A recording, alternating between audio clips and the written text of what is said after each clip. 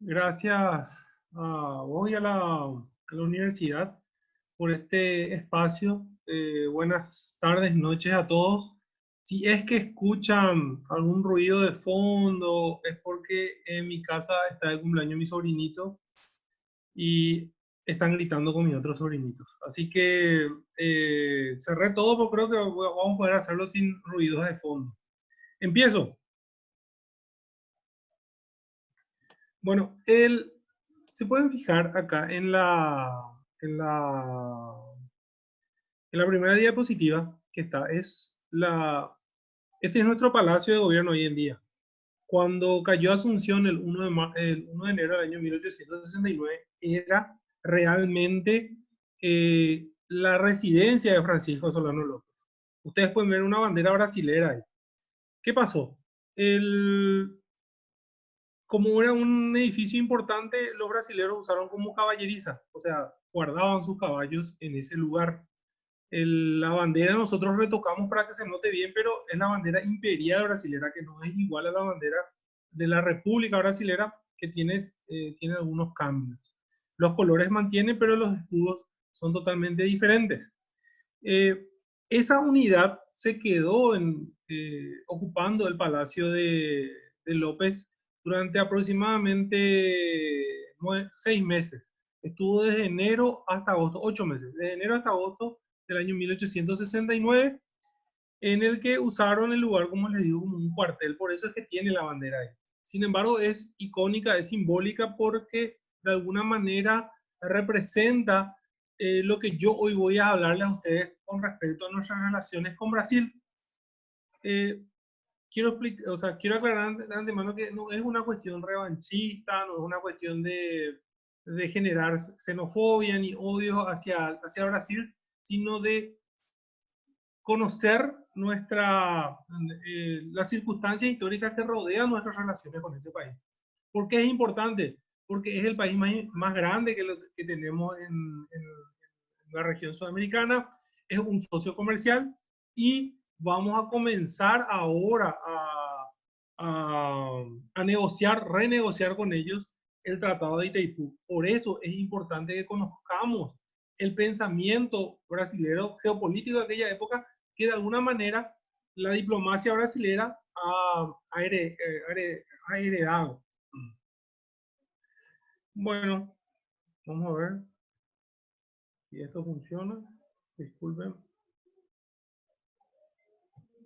Ahí está. Esto es una frase de un diplomático brasilero en el año 1876, 78, perdón, a 2 años de que los brasileños se fueron de Asunción. El saqueo de Asunción empezó el 1 de enero del año 1869 y los brasileños se fueron de Asunción el 22 de junio del año 1876, o sea, se quedaron 7 años acá. Bueno, ¿qué pensaba un diplomático brasilero de los paraguayos? Dicen, no son dignos de confianza los paraguayos. Por ser un pueblo derrotado y casi aniquilado, los paraguayos odiaban a Brasil. Su grado de civilización solo podía compararse con el del África Central. Su gobierno y administración eran más que ridículos. Los puestos más importantes los ocupaban extranjeros de formación deficiente. Esto es medio cierto lo que dice después.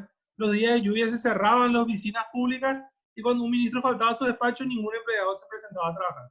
El general Caballero, se refiere a Bernardino Caballero, ministro de Justicia, se emborrachaba casi todos los días. La primera parte es la que es importante para lo que vamos a hablar. Ese era el pensamiento de un diplomático brasileño con respecto a Paraguay. ¿Y por qué es importante?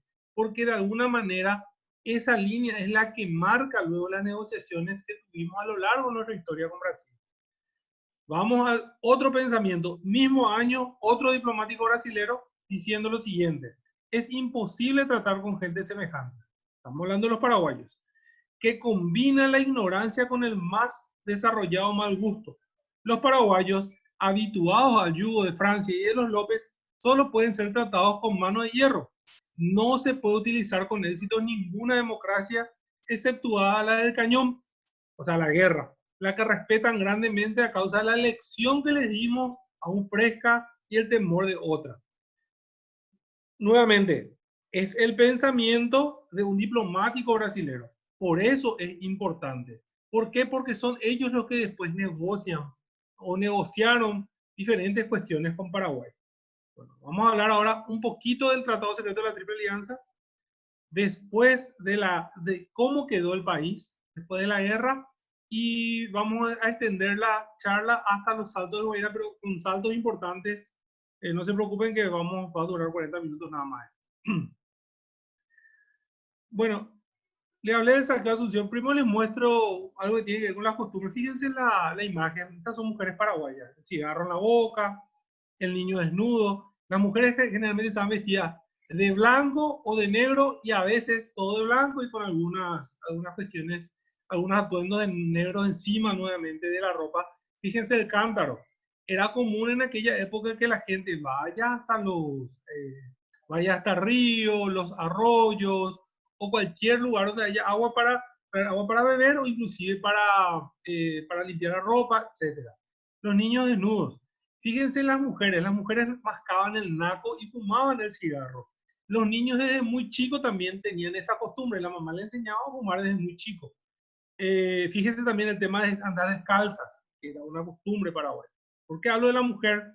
Porque la mujer fue de las que más sufrió el tema de la guerra y ahora vamos a hablar brevemente de eso.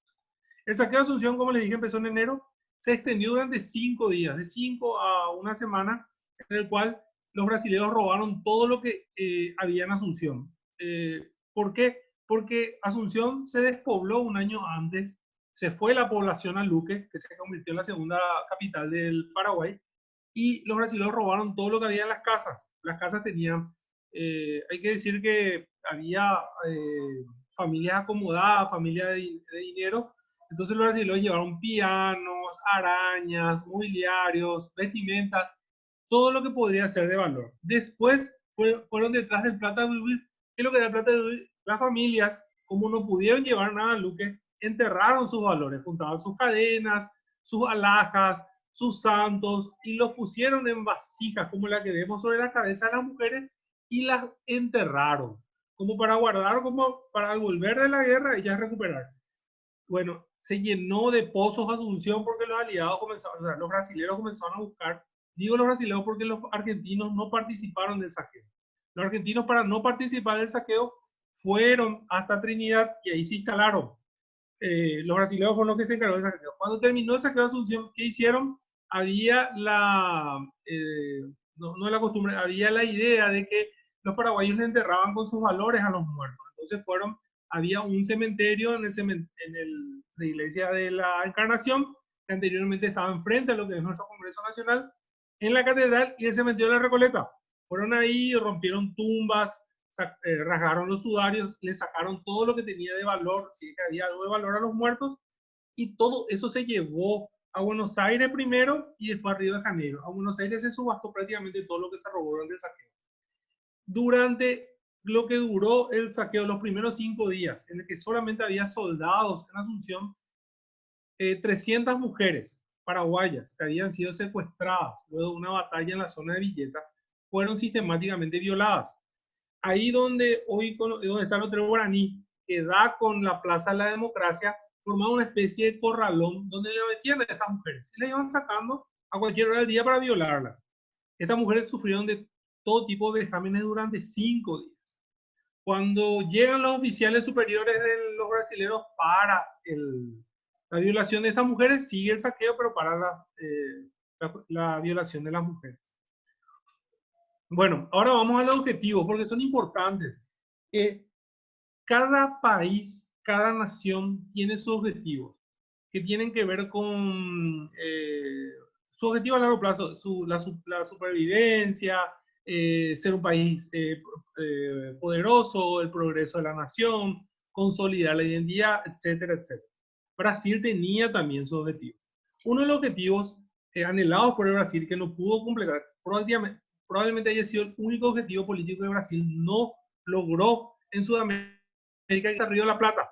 ¿Cómo quiso llegar a Río de la Plata? Anexó Uruguay, lo que es Uruguay, a su territorio, allá por el año 1821 aproximadamente, en el que Uruguay se convirtió en un estado del Brasil que se llamaba Provincia Cisplatina, que duró solamente 5 años. Después que tiene que ver también con el proceso de independencia de Uruguay. Bueno, no lograron su objetivo en el sentido de quedarse con un territorio sobre el río de la Plata. Entonces, ¿qué tuvo que hacer?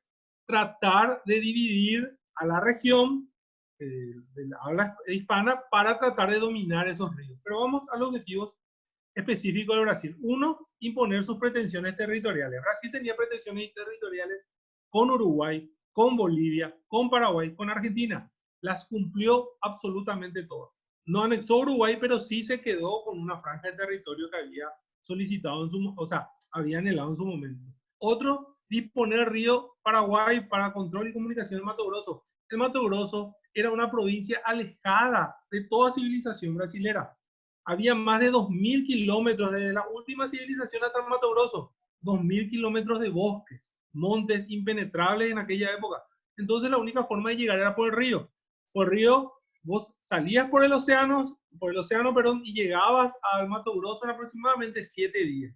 Por eso Brasil necesitaba disponer del río Paraguay todo el tiempo para poder ayudar al desarrollo de esa provincia. Y por último, y más importante, evitar la restauración del Virreinato del Río de la Plata. ¿Qué es lo del Virreinato del Río de la Plata? Es una unidad administrativa española que englobaba lo que hoy son 4 países independientes: Argentina, Uruguay, Paraguay y Bolivia. Brasil quería evitar que Argentina vuelva o sea, que esos 4 países, o sea, que hoy son países, vuelvan a ser uno solo y que la capital sea Buenos Aires. Entonces, Brasil, desde el proceso de independencia de todos nuestros países, comenzó a jugar en contra de Buenos Aires para evitar esa restauración. No dije, creo que el que está en la foto es Pedro II, que tiene que ver mucho con la guerra porque fue el que llevó hasta el límite la guerra. La guerra contra la Triple Alianza estaba terminada en enero de 1869. Había caído la capital. Paraguay prácticamente tenía un ejército sostenido solamente por niños y ancianos. No tenía forma de seguir una defensa, menos con un ejército que era mucho más poderoso. Sin embargo, Pedro II, por pedido de sus diplomáticos, siguió en la guerra. Después vamos a hablar del diplomático que más daño causó en ese sentido. Bueno, acá está. Este es un señor que hoy en día está olvidado en la bibliografía paraguaya, pero sin embargo causó muchísimo daño